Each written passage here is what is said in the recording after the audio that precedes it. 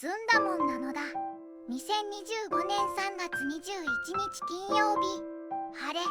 トランプ大統領は連邦教育省を廃止し、教育の権限を各州に戻し、質の向上を目指す大統領令に署名。米国の教育費は世界最高水準だが、学力は低迷している。州ごとの教育管理でコスト削減と質向上を目指すそうなのだ。教育費は世界最高水準なのになぜ学力は低迷しているのだろう。連邦教育省のお金の使い方に問題があったのだろうか。もう寝るのだ。